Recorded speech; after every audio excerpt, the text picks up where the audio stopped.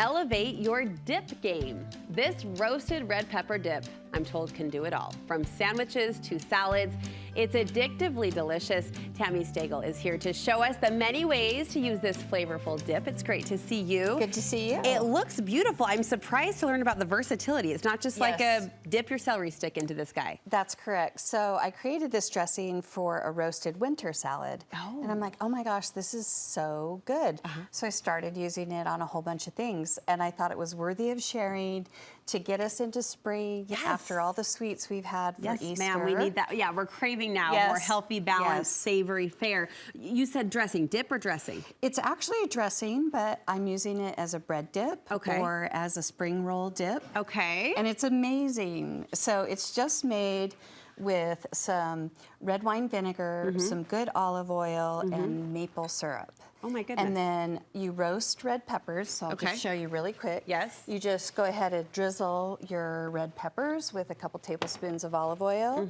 and then just shake some garlic powder over it. It can also be fresh garlic. Okay. And then you just top it with some salt and pepper, and then you roast this for 20 minutes on 400 in the oven. Okay. And then it goes into a food processor like this, and you end up with this. So I made this recipe really large in case you want to meal prep all week. Oh yes, please. It's about 3.5 cups. So this is. So it's a ton. This is just this blended. That's right. Okay. So that's roasted.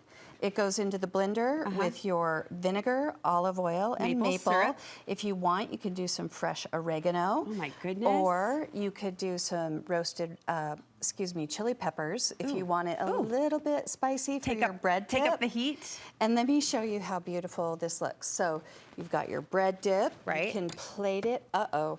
I brought a spoon too big. Didn't pre-measure. But let's you just go ahead and do this. So just plate it up as a base for a vegetable plate. And look at how pretty this is.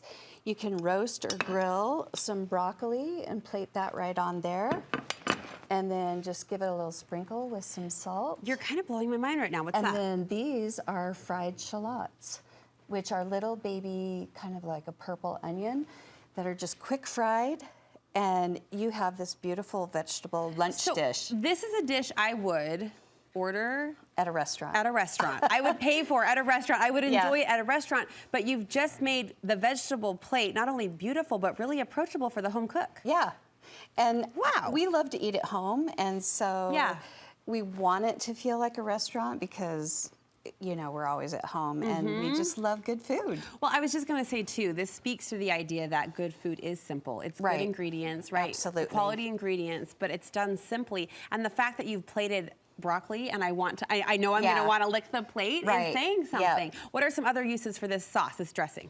So you can, in the wintertime, you could roast some vegetables, mix it with fresh vegetables and some grains like farro or wheat, and pour it over and toss it and just have this beautiful meal salad. Okay. And you just have this great delivery of this bright flavor.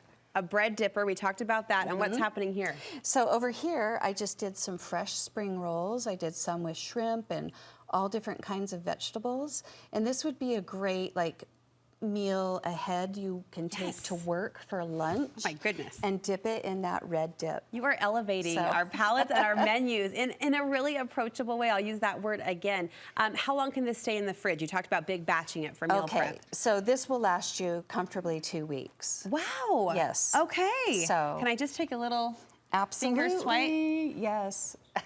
Oh, tell me that's good. Yeah, it is really lovely. It's sweet and spicy and tangy. You can taste it all. The fact that that becomes the star of any show, multiple shows, is fantastic. Thank you so much. You've been so generous to share this recipe with us.